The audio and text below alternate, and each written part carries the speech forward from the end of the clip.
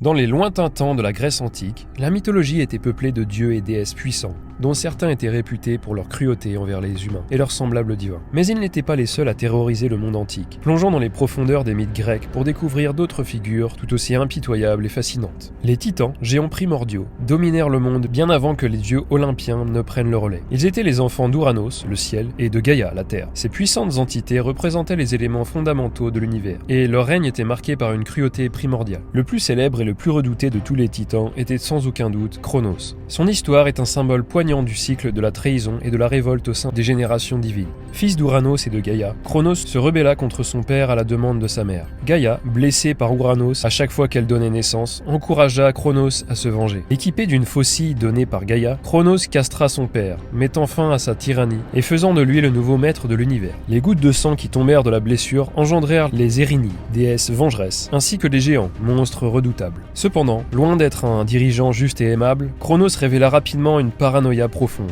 Un oracle lui avait prédit qu'il serait renversé par un de ses enfants, tout comme il avait fait avec son propre père. Terrifié par cette prophétie, Cronos prit une mesure drastique pour éviter son destin. Chaque fois que sa femme Rhea donnait naissance à un enfant, Cronos le dévorait, s'assurant ainsi qu'aucun d'eux ne grandisse pour le défier. Cependant, sa cruauté finit par être sa perte. Lorsque vint le temps pour Rhea d'accoucher de son dernier enfant, Zeus, elle décida de tromper Cronos. Après avoir donné naissance à Zeus en secret, elle enveloppa une pierre dans les langes et la présenta à Cronos comme leur nouvel enfant. Sans méfiance, le titan avala la pierre, croyant avoir une fois de plus échappé à la prophétie. Zeus grandit en sécurité, loin des yeux de son père vorace. Lorsqu'il devint adulte, aidé par Métis, il administra un émétique à Cronos, le forçant à régurgiter tous ses frères et sœurs qu'il avait avalés. Hestia, Déméter, Héra, Hadès et Poséidon. Ensemble, ils formèrent une alliance pour renverser Cronos et les titans, conduisant à une guerre épique connue sous le nom de Titanomachie. Après 10 ans de conflits acharnés, les Olympiens, soutenus par les Cyclopes et les Hécatonchires, des géants aux 100 bras, triomphèrent des titans. Cronos et les titans vaincus furent alors emprisonnés dans le Tartare, une prison profonde et sombre dans les entrailles de la Terre.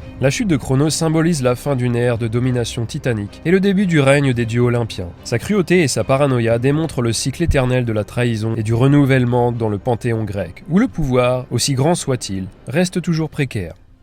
La mythologie grecque est peuplée de créatures fascinantes et terrifiantes qui servent souvent de miroir à la nature humaine, réfléchissant nos peurs, nos désirs et nos obsessions. Les gorgones, souvent décrites comme des femmes ailées, aux cheveux de serpent, étaient parmi les créatures les plus redoutées de l'Antiquité grecque. Bien que Méduse soit la plus célèbre, ses sœurs, Euryale et Sténo, partageaient avec elle un visage si terrifiant que quiconque les regardait était immédiatement transformé en pierre. Contrairement à ses sœurs immortelles, Méduse était immortelle. Elle fut décapitée par le héros Persée, qui utilisa son reflet dans un bouclier poli pour l'approcher sans être pétrifié. La tête de Méduse, même après sa mort, conserva son pouvoir de pétrification, et Persée s'en servit comme arme avant de l'offrir à Athéna, qui la plaça sur son bouclier. Le Minotaure est le fruit d'une malédiction divine. La reine Pasiphaë de Crète, punie par Poséidon pour les transgressions de son mari, le roi Minos fut contrainte de tomber amoureuse d'un taureau. De cette union naquit le Minotaure, une créature mi-homme mi-taureau. Pour cacher cette abomination, Minos fit construire par l'architecte Dédale un labyrinthe complexe où il enferma le Minotaure. Chaque année, 7 jeunes hommes et 7 jeunes femmes étaient envoyés de la ville d'Athènes à Crète comme tribut pour être dévorés par la bête. Cet horrible rituel prit fin lorsque le héros Thésée, aidé par Ariane, la fille de Minos, entra dans le labyrinthe et tua le Minotaure. Les harpies sont souvent décrites comme des créatures mi-femmes mi-oiseaux, dotées de griffes acérées, rapides et impitoyables. Elles étaient considérées comme les instruments de châtiment des dieux, envoyés pour tourmenter les mortels. Dans l'un des mythes les plus célèbres, les harpies furent chargées de tourmenter le roi aveugle Phiné, volant chaque jour sa nourriture avant qu'il puisse manger. Des héros tels que les Argonautes ont souvent dû affronter ces créatures lors de leur quête. Dans le cas de Phiné, ce sont des héros Zète et Calaïs, fils de Borée, le vent du nord qui chassèrent les harpies, lui permettant enfin de manger en paix. Chacune de ces créatures illustre les profondeurs sombres et les complexités de la mythologie grecque, où les dieux, les monstres et les hommes interagissent dans un drame éternel de passion,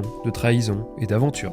La mythologie grecque, au-delà de ses dieux majeurs et ses créatures étonnantes, regorge également de divinités mineures et d'entités spirituelles chargées d'exécuter la justice, souvent de manière impitoyable. Ces figures incarnent les aspects sombres et redoutables du cosmos grec, rappelant aux mortels les conséquences de leurs actions et l'omniprésence de la justice divine. Les Érini, souvent connus sous le nom de Furies dans la mythologie romaine, sont les incarnations de la vengeance. Ces divinités ailées, au visage terrifiant et aux serpents enchevêtrés dans leurs cheveux, pourchassent les criminels, en particulier ceux qui commettent des crimes contre leur propre famille. Le parricide ou le matricide, considéré parmi les plus graves des crimes dans la Grèce antique, entraînait presque certainement leur intervention. Ces déesses implacables apparaissent dans plusieurs histoires mythologiques, dont l'une des plus célèbres est le drame Les Euménides de Chille, où Oreste est poursuivi pour avoir vengé la mort de son père en tuant sa mère. Némésis, dont le nom signifie rétribution, est la déesse de la vengeance divine, mais aussi de l'équilibre. Elle représente l'ordre naturel des choses et intervient lorsque cet ordre est perturbé par l'arrogance ou l'hubris des mortels, en particulier envers les dieux. Némésis est souvent représentée avec une roue, symbolisant le cycle inévitable du destin et la nature changeante de la fortune. Elle rappelle à l'humanité que l'orgueil et l'arrogance sont suivis de la chute. Et souvent, Némésis est synonyme de terrible vengeance. Moins connue mais tout aussi terrifiante, Lyssa est la personnification de la rage, de la furie et de la folie.